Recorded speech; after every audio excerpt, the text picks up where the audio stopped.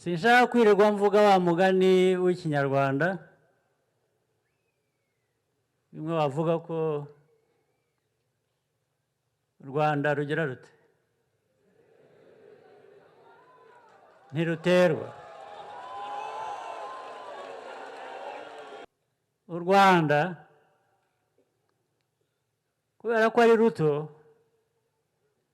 ntabwo tuzategereza udutera dusanga hano, kuko bivuze ngo ubwo tugiye kurwanira iwacu tuhangize, oya tuzabasanga aho igihugu ari kinini,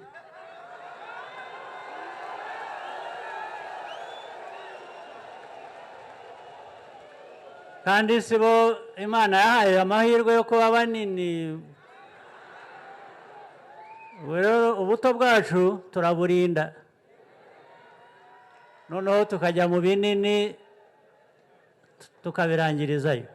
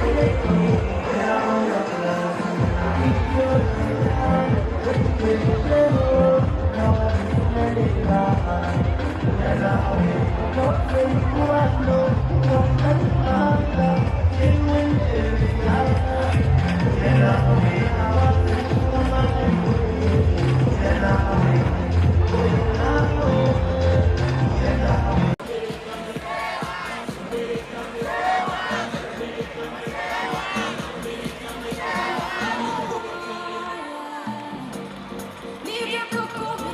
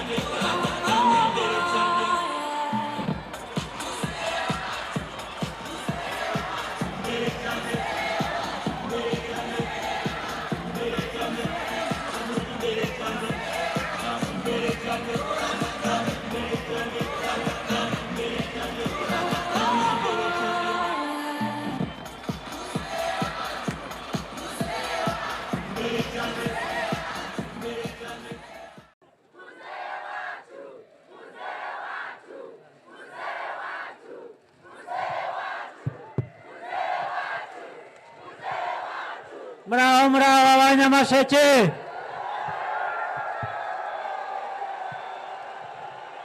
abo hakurya hariya turumvikana,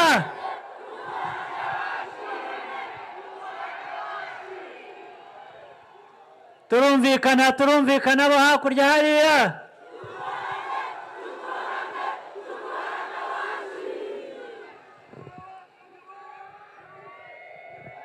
Bantu banyamasheke rero,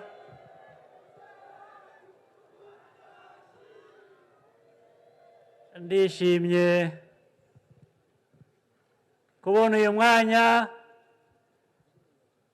ngo duhurire aha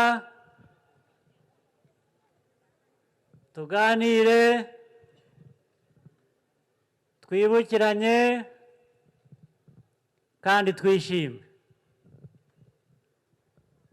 Ndahera ku kintu cya mbere nashimiye n'ubushize abantu ba Nyamasheke.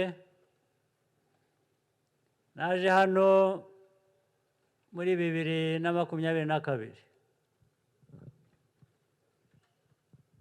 Ikintu cya mbere nahereyeho ni ukubashimira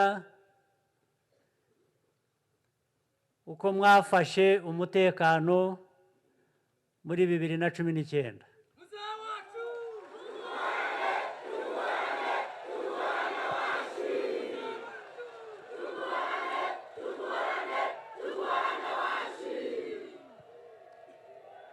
Murabizi abanyarwanda tuvuye kure, tuvuye kera n'ibibazo byinshi bitandukanye tugiye tunyuramo, ariko tukanga, tukiyubaka, tukubaka igihugu cyacu. Mu 2019 biratangaje, twari tuzi ko ubundi ibyo byasigaye inyuma kure. Muribuka hari abantu bavuye hakurya mu gihugu cy'abaturanyi b'abanyarwanda, bababeshye, nk'ubu baracyariho nabo babeshya ko muri Nyamasheke usibye guturira ishyamba bashaka gukoresha, bari banababeshye ngo muri Nyamasheke ngo hari abantu benshi batumvikana na FPR, batumvikana n'ubutegetsi buriho, bashaka guhindura ibintu. Ubwo ngo bambuka baje gufatanya nabo ngo babatere inkunga barwanye ubutegetsi.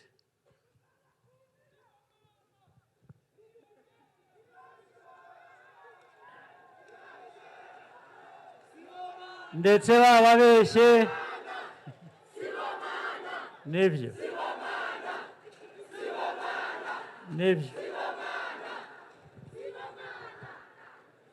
ndetse ndabivuga ngira ngo nihute tujye ku byangombwa. Ndetse bababeshye ko bashyigikiwe n'amahanga nk'uko n'ubu ngubu babivuga, ariko sinirwa mbasubiramo, murabizi kandi nabivuze icyo gihe naje kubasura uko byagenze. ni bake muri bo bazabara inkuru.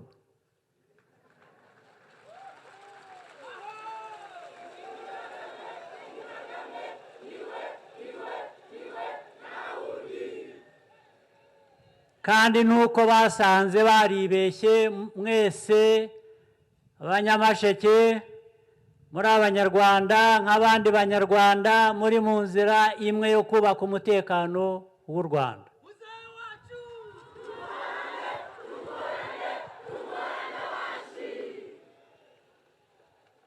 Bene abo rero baracyahari, murabo bazi no muri iyi myaka 2 ishize n'ubu biracyariho. Abandi bari hakurya ari mu gihugu cy'igituranyi cy'uburengerazuba, ari cyo mu majyepfo, bavuga ko bose bashaka gutera u Rwanda. Abanyarwanda ndetse barambiwe ubutegetsi buriho, bwarambiwe abayobozi, ko bashaka gufasha abo barambiwe.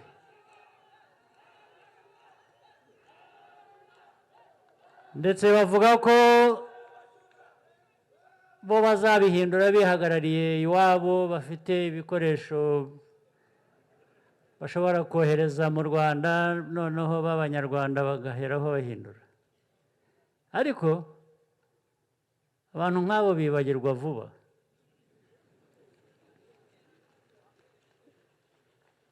Barabigerageje n'ubundi nyine kenshi, ariko banibagirwa n'ibyo tubabwira buri munsi. Sinshaka kwirirwa mvuga wa mugani w'ikinyarwanda bimwe bavuga ko u Rwanda rugira rute ntiruterwa.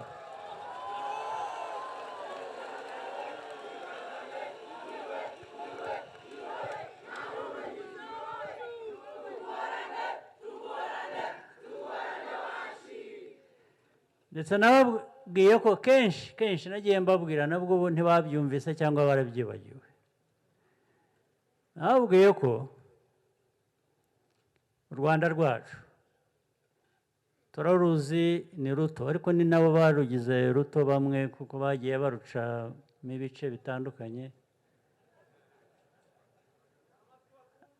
Ariko narababwiye ngo u Rwanda kubera ko ari ruto, ntabwo tuzategereza udutera dusanga hano.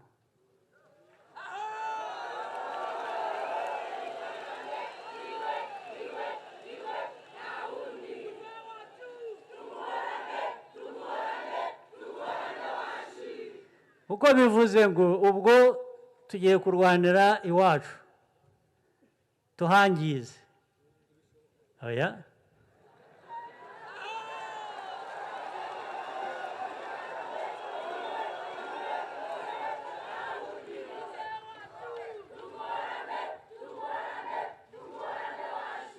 tuzabasanga aho igihugu ari kinini,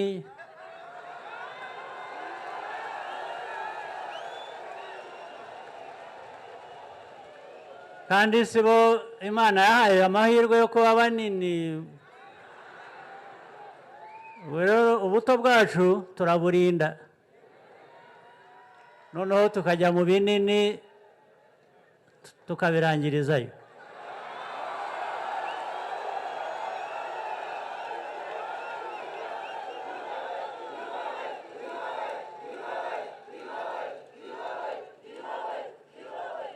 Kandi nabwiye n'abandi nabo niba bumva, nababwiye ngo kurinda u Rwanda ntawe tubisabira uruhushya.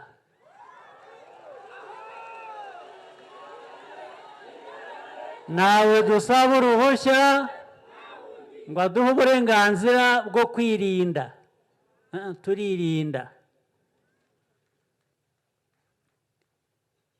Abo rero bahiga gutera u Rwanda cyangwa babikoze nanone nabibutsa ngo bashatse bacisha make.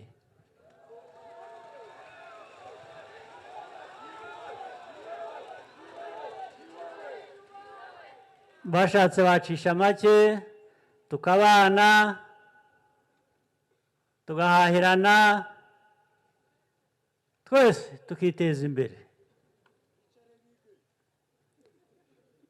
Niba batabishaka ntibindeba.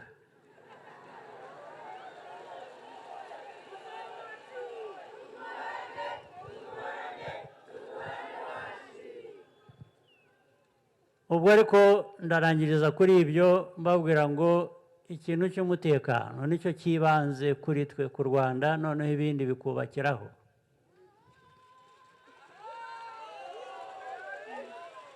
Kugira ngo rero ushobore kwirinda neza, urinde umutekano neza, bishaka imbaraga z'abatuye icyo gihugu cy'u Rwanda cyacu, twebwe Abanyarwanda,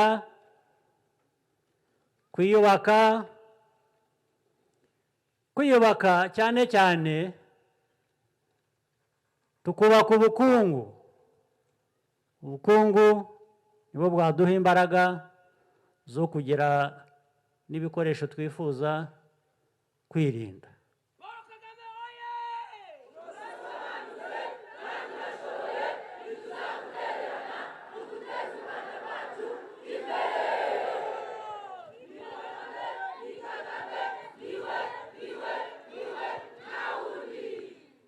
Reka ibyo byo kwirinda n'iby'abo bandi baduteza umutekano muke mbe mbishyize iruhande, tujye ku bindi by'uyu munsi.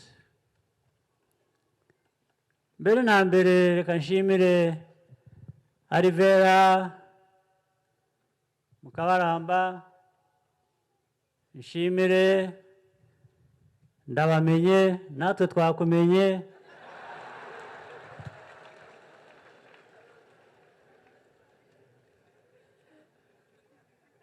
Ijambo mwatugejejeho reka abe ariryo mperaho, nabashimiye. Ijambo ryo kwiyubaka, twubaka ubumwe, Abanyarwanda bakaba Abanyarwanda, ntihabemo Abagatolika, Abayisilamu, Abadiventi, n'ibindi byinshi. Ahubwo kandi ntihabemo Abahutu, Abatutsi, Abatwa.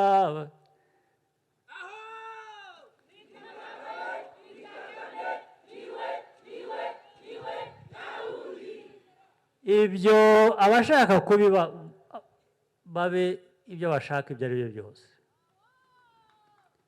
ariko twebwe icyo dushyira imbere, ntawe twabuza kugira idini iri n'iri, ntawe twabuza kwiyita ubwoko ubu n'ubu, babifitiye uburenganzira. Ariko icy'ibanze duharanira ni ukuba Umunyarwanda. Umunyarwanda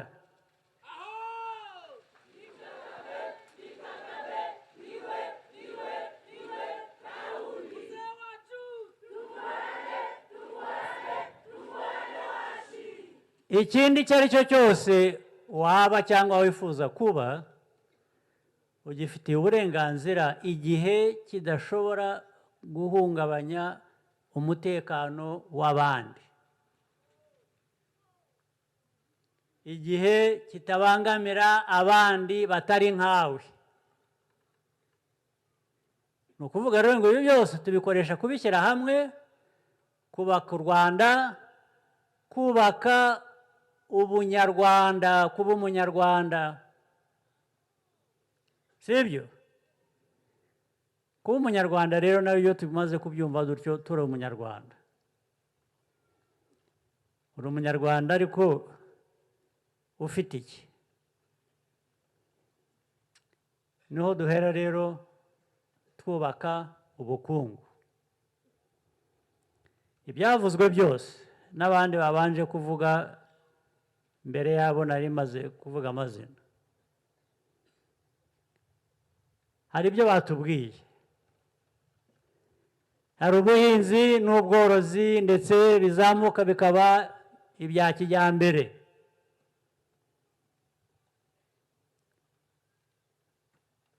Hari ukwikorera, gukora bizinesi, abakoraga bizinesi bakishingira imirimo bakiteza imbere.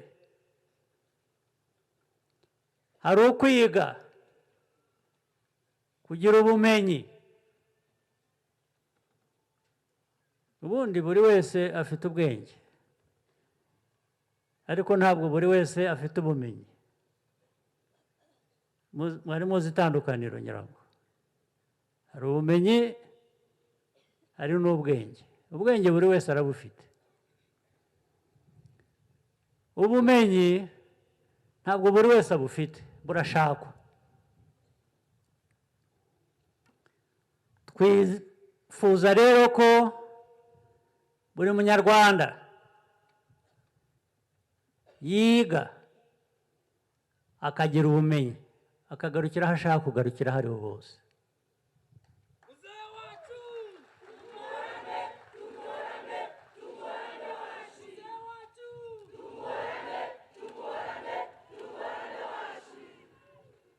Twifuza n'abanyarwanda kugira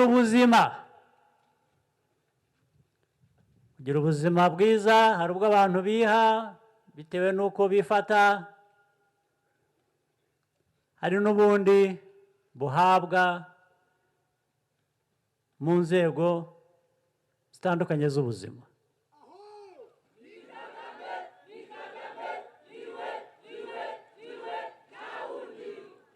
Ibyo byose ari amashuri atanga ubumenyi, ari n'aho abantu inzego z'ubuzima ziri, aho bazisanga hose hakubakwa, kandi hakubakwa bya kijyambere. Ntabwo ari ukujya kwa muganga mu bitaro ngo usange ni nka bya bindi bavugutira imiti mu gikari. Ntabwo ari ukuvuguta imiti.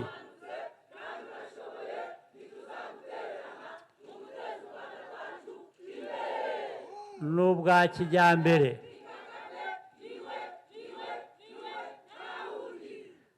Niyo mihanda mwavuze,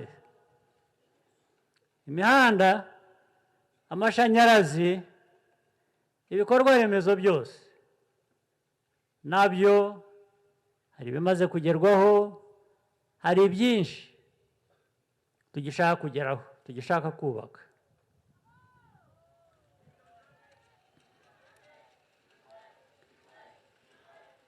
Ibyo byose twabigeraho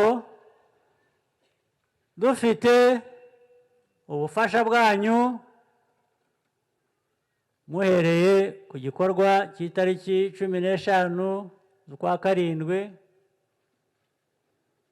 hanyuma noneho mukongeraho ibikorwa byanyu ubwanyu, ndetse n'ukuntu mwunganirana hagati yanyu, n'ukuntu abanyarwanda n'abaturarwanda bunganirana n'inzego z'ubuyobozi bw'u Rwanda.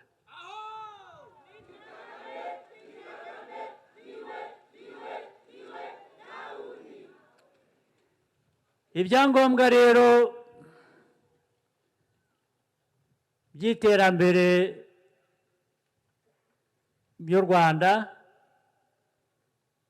bikubiye muri ibyo ngibyo,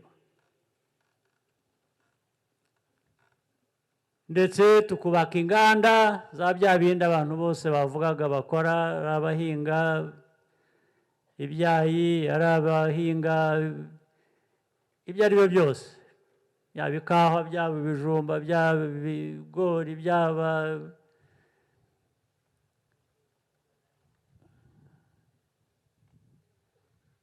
ibitoki n'ibindi.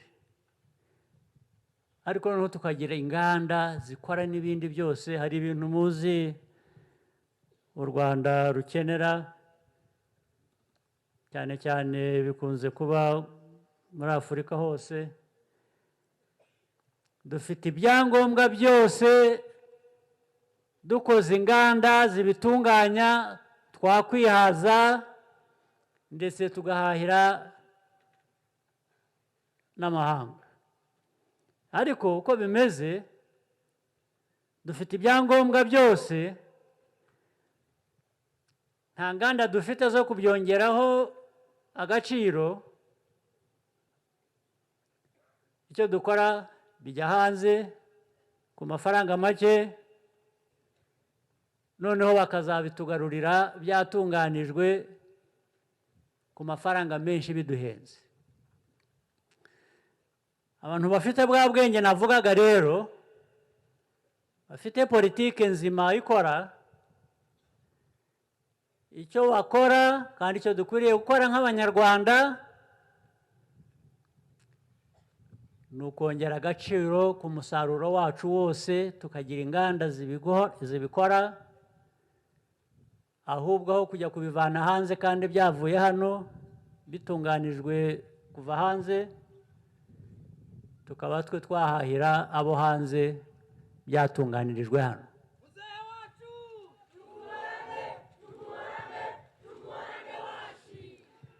Ibyo byose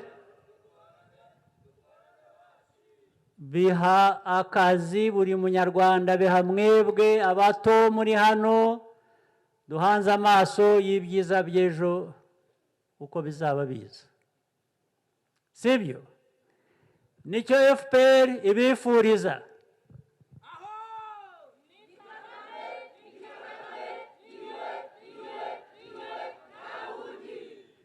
Nicyo FPR nabifatanije nabo bababwiye, batubwiye,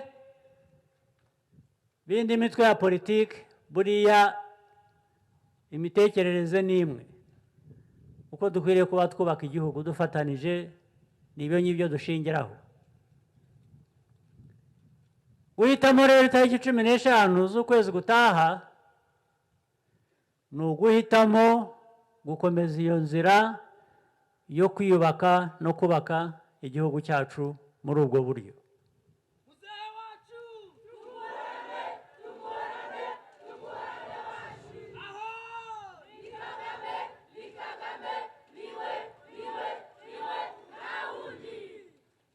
Icyo tubatezeho rero mwebwe urubyiruko rwacu ndetse n'abandi, ntimukitinye.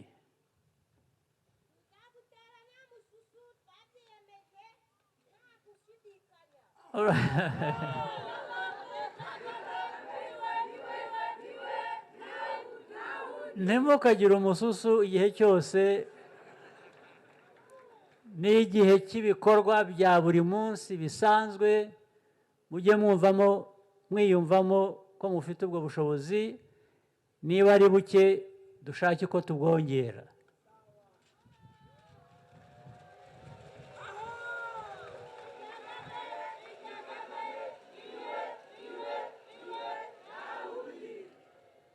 N'uwaho uzatubwira kare bakoresha abantu 4, ubu bashaka kugera kuri 800 mu myaka 5, ukora toni 1 mu cyumweru cy'ibyo akora. Nagira ngo abari hano dukorana nabo, bakorana n'abaturage, uriya baba bakwiye kumwegera bakareba icyo akeneye.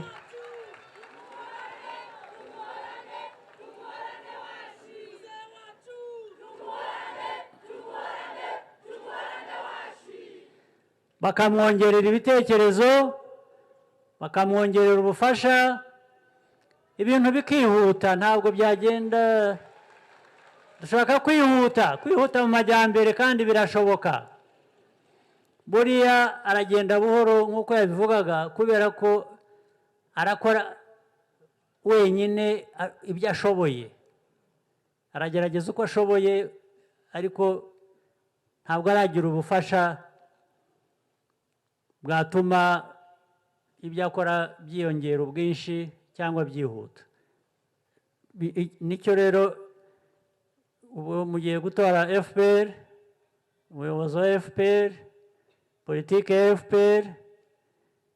Politiki ya FPR irimo ubufasha bw'umuntu nk'uriya n'abandi.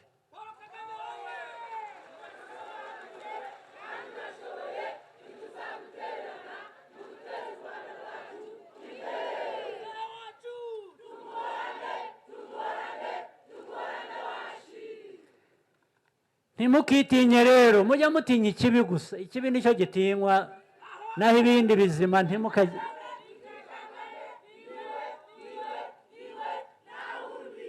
ntimugashidikanye ko mushoboye, kandi bidashobotse muri uyu mwanya abantu babifatanya bigashoboka. Inzego rero ziri hano ubwo zabyumvise, ariko namwe mwese mwabyumvise, mujye mutinyuka mugane inzego z'ubuyobozi muzibwire ngo ariko turakora ibi, mwadufasha iki? Twatangiye, dufite aho tugeze, hari ubufasha buhari butanamenyekana, ubwo urumva ko budatangwa. Rero bana ba Nyamasheke rero, ni ibyo ngibyo, ibyinshi ibyiza biri imbere.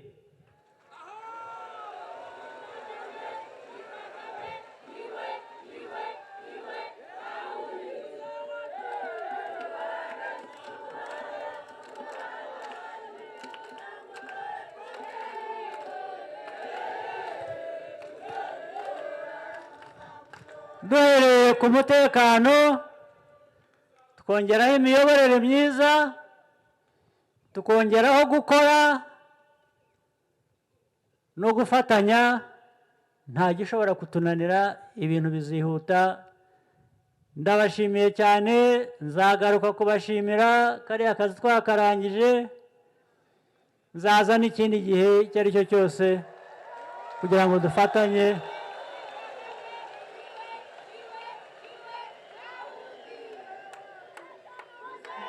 Murakoze cyane, musigarane amahoro y'Imana.